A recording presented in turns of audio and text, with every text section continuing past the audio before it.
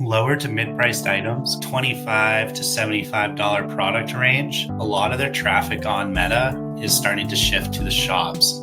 This year, we're seeing some brands with 50, 60% of their traffic going to the shops. There's a lot of pros and cons potentially out of this. The main pro being performance. Meta's shifting a lot of your traffic to their shop, managing the payments right on Meta. You're hoping that you get better performance out of that. Lower friction, that's the pro, but you're losing, traffic to your website. That could affect your other channels. You were targeting across Google, email, lead gen. Even just your website's authority on the auctions could go down if all of a sudden you had 10,000 visitors per day going to your website in Q4 and now you have 1,000 because the other 9,000 are going to the shop.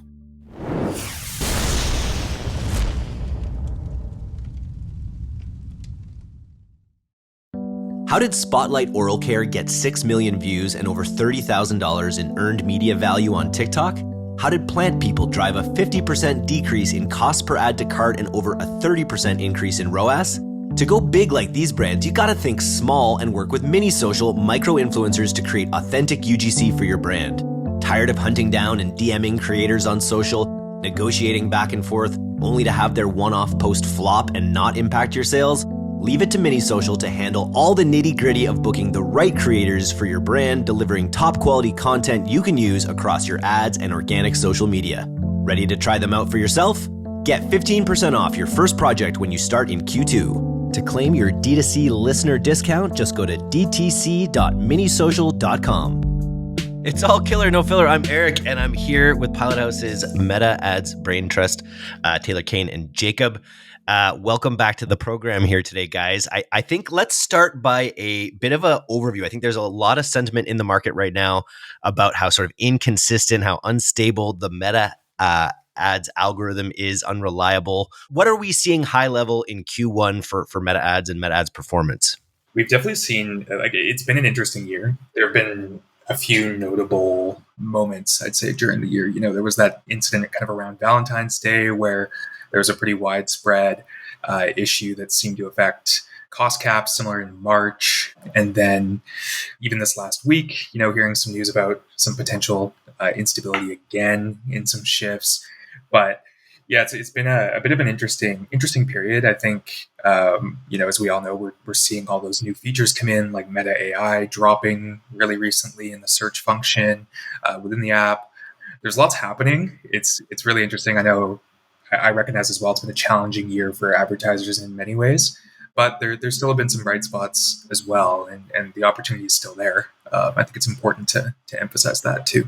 Yeah, seeing quite a few shifts on traffic, just shifting to different platforms, different placements, not even just Meta specifically, but TikTok, like Instagram, X, even all these kind of algorithmic shifts that are stemming from a lot of these new tools, like Taylor said. Yeah, like the search, AI function that just launched. Literally now, if you're searching the same things you used to a week ago, you're going to get different results. So, advertisers definitely need to be aware of that. And it's not like you can just kind of set it and forget it like you could a few years back. Hopefully we can get to a point like that again, but it's interesting. And, one thing we'll touch on, I think, in this is some of the shifts we're seeing to shops and things like that.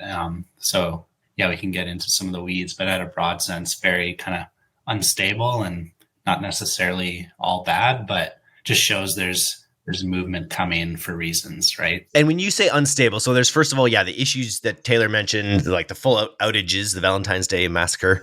And then there's also just unreliability in terms of one day you'll be at a certain ROAS or a certain CPA, and then and it's sort of fluctuating wildly day to day. Is that something that we're seeing in terms of instability, just costs going way up or coming down? Is that what I'm hearing? Yeah, I think it's important to note that, especially if you're working on a disruptive platform like Meta paid social, that can be expected to some extent. To your point, Eric, generally speaking, noticing a little bit more drastic shifts from time to time within campaigns that are, for example, out of learning and might be a top performer for a long period of time. Just some kind of nuances around that type of thing that looks a little bit more sharp than what we've seen in past seasons, to kind of break that down. But when you average it out over time, is it easy to say? I guess accounts change and things change over time. But are we saying like this quarter last year? How are we seeing performance Q1 2024 versus Q1 2023? Yeah, like looking at a year to date through it, I mean, generally speaking, on average, even with all of this, we're seeing growth in investment on Meta across our client base. So a bigger appetite for spending, and generally speaking, from a performance standpoint, pretty comparable in a lot of ways. So I think that's exactly kind of it. There's a lot happening within all of this. The opportunity is still there. It affects different brands differently, but yeah, I mean we're still generally speaking on a positive trend overall. Very cool. And I want to get into shops, but just first on Meta AI. This was rolled out across the entire like Meta ecosystem. There aren't Meta AI tools in the ads dashboard at this point, are there? We're just talking about the way Meta AI impacts the consumer rather than us as advertisers. There's a couple. They're not kind of all in. Like we're not able to deploy ads across like MetaQuest or whatever yet, things like that. But there are enhanced features being released that use some AI features like overlays that'll maybe, you don't really have control over them. It's just letting Meta basically overlay certain words, related graphics, CTAs, and they're using like AI within that to read the creative, read the messaging, read your link, which it definitely is pretty cool. And again, it kind of comes back to like some accounts it's crushing it for, some accounts it's ruining their brand image without them even knowing it.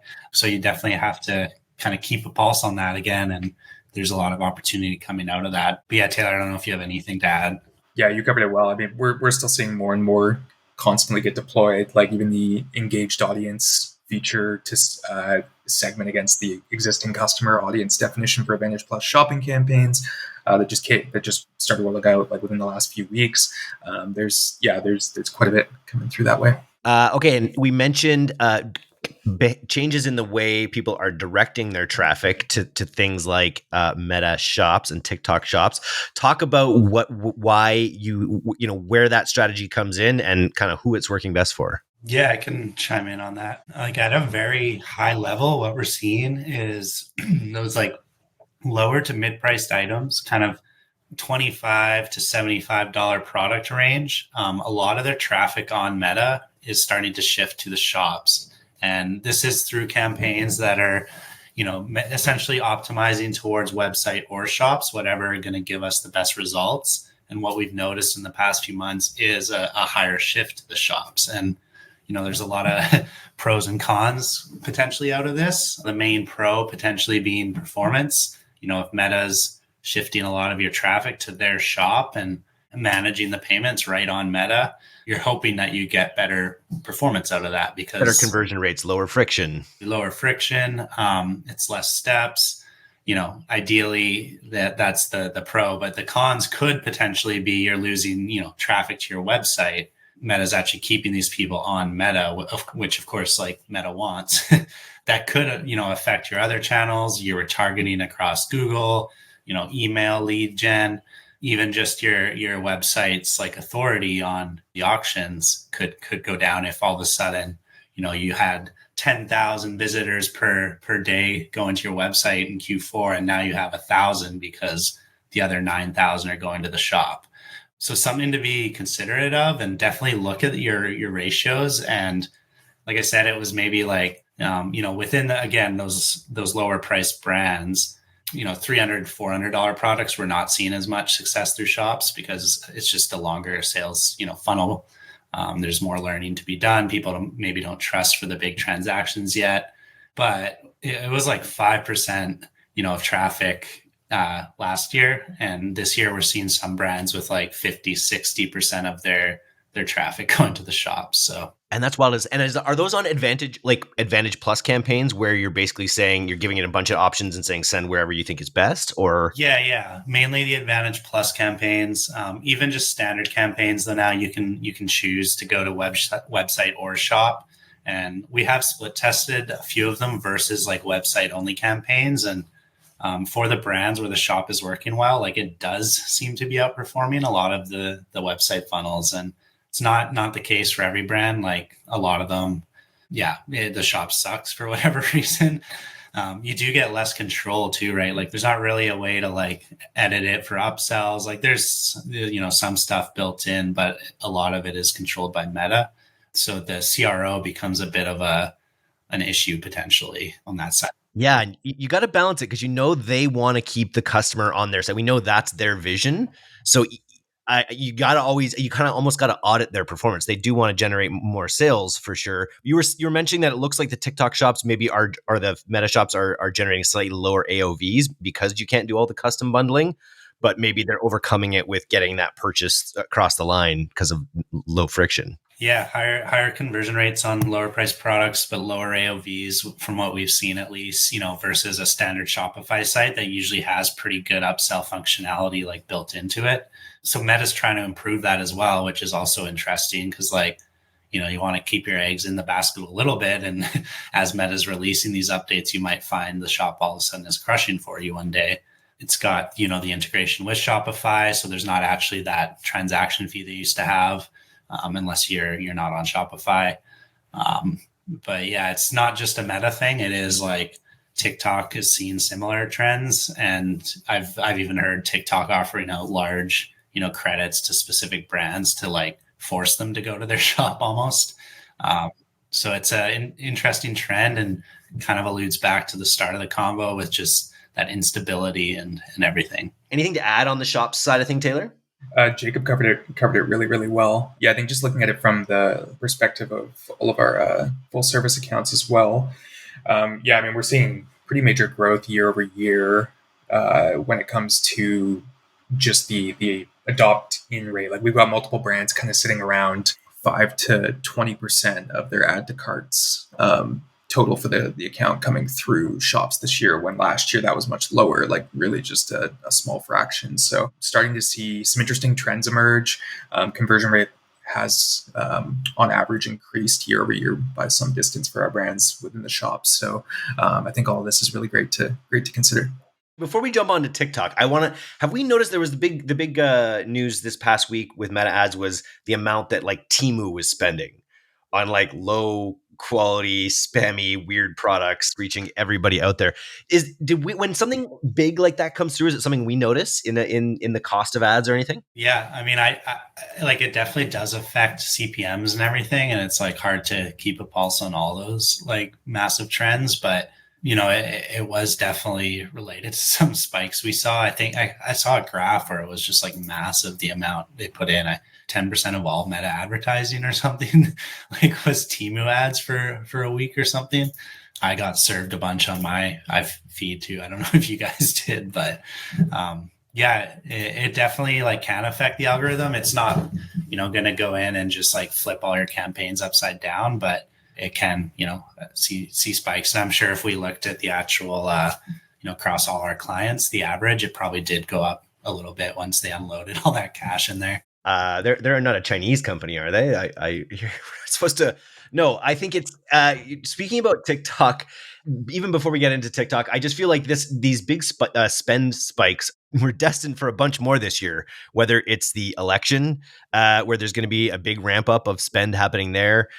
There's the Summer Olympics, which I just saw. There's a big forecast for lots of money to be spent kind of in that. So it's something to kind of continue to monitor, but it doesn't really change your strategy, I guess. Yeah, I mean, some stuff can, like, there's definitely advantages to, Summer Olympics being like a good example, or if you have a brand and you might want to riff a bit on what's at hand and what's relevant, especially with Meta trying to push what's, trending to certain people. It's good to keep a pulse on those large events because that other competitors are going to be doing the same thing as well. So I guess that's kind of a point on that for sure. To that point too, I think this year, even more so than others, like, we see, it feels wild to be talking about Q4 in April, but it's definitely worth starting to think about like what you want to have ready for Q4. Like, do you want to have a certain group of winning ads from like in a bucket that maybe run at a lower CPC, higher CTR, convert relative to that, but like could give you an auction advantage when CPMs rise and different things like that. Like we're starting to think about how you're building up your portfolio of ads for some of the biggest moments of the year are really important in a year like this. I was just talking with a big apparel brand that's going to come out on the podcast soon, and they were talking about how they're definitely already thinking about filling their funnel with new eyeballs, essentially for Q4 specifically. They're sort of thinking about, maximizing the amount of people they'll be able to reach during those times, like well ahead of time, which I think is a really smart way to think about it. We were talking about with everything being, unstable on the Facebook side. There's a lot of instability. What are some of the things, and it's also with all of these new things that are changing with the way, with the way AI is impacting the way people use Facebook, with the Meta shops versus sending to your store. What are some of the things that we're doing to kind of like increase efficiency in campaigns or drill in on efficiency amidst unstable times? Yeah, I think it all starts at the omni-channel level, honestly, like looking at your marketing calendar and aligning how you're flexing your spend on platform in accordance. It's been really interesting this year. Like I've been seeing a lot of success case by case with different, more like old school feeling efforts, like day parting campaigns using like a lifetime budget and running on the top hours of the day, like, the higher shopping hours in alignment with typically when performance is strongest for in a brand specific scenario. Flexing spend on weekends when shopping intent might be higher, basically building out like roadmaps that then spill all the way down into the actionables that our media buyers or advertising teams are working on a regular basis to align to it. But it's really interesting. I'd also highly encourage people to keep close eyes on all the different breakdowns you can look at, like, your classic stuff, like your attribution settings, what patterns are you noticing there?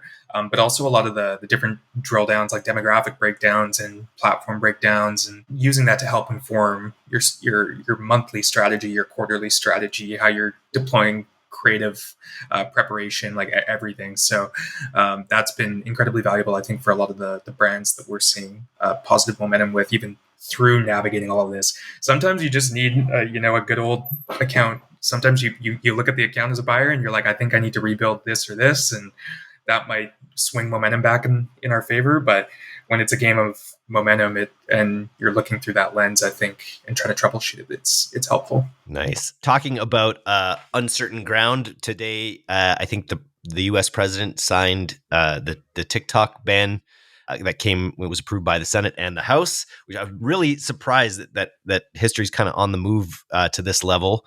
So it gives them, I guess, 90 days to start making meaningful efforts to divest the company of its ownership, which I think is going to be extremely fraught and interesting here. So we're talking about all the different ways that on Meta traffic was going to become more scarce. But if TikTok disappears, traffic on Meta and Reels and Shorts is going to become a lot more plentiful because the people that are spending 4 hours a day on TikTok are going to need to scroll somewhere else.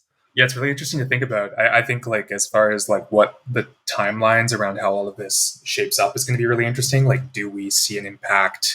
Does it take a while for any sort of impact to happen? How does this affect, the week to week on Meta as different news events are breaking? It'll be really interesting to see how it unfolds. But I think, again, it's an even stronger point towards the value in taking that step back and giving a hard look to your entire strategy on each channel throughout this and how they all work together. Jacob, what are your thoughts on potentially losing TikTok? Yeah, I mean, it'll just be interesting how the current big players adjust their platform to basically feel more like TikTok, because all those people need somewhere to run. Like you said, either they're going to run to something that already exists or something new will pop up. I mean, this whole TikTok argument has been in the works, I feel like, for the past, 3-4 years. Like there's been a few different bills brought up and things like this. So it's hard to go all in on. And Trump started it. Like Trump was like the driving force behind it originally, which is interesting. And it's interesting that it has such bipartisan support, which always makes me wonder what intel they're seeing that makes everyone so. But it was also kind of crazy how they snuck it into that other like defense spending bill. It all just seems so interesting these days. I also saw that Biden announced that he's going to keep campaigning on TikTok. So it's like you're gonna ban TikTok, but you're gonna keep campaigning on TikTok while you do it. It's sort of like you want your cake and eat it too. That's my take. Yeah, I don't know. It's crazy. Just don't take my TikTok. Big fan of the TikTok. We generally stay out of politics here on this podcast, so maybe we'll just leave that there. Excited for this year. Excited for Meta. I know that I know when you have a team full of like extremely talented individuals, you're just constantly looking for ways to improve and to create efficiencies. And I think that's what it takes. It's like, as a performance marketing company, we've never had a set it and forget it attitude, or we wouldn't be in business kind of thing. So I feel like out there, just make sure that you have a really proactive approach on your marketing team or the agency you're working with. That's would be what I'd say. Yeah, 100% agreed. Nice. Cool, guys. Well, thanks for coming on today. Thanks for having us, Eric. Yeah, thanks, Eric.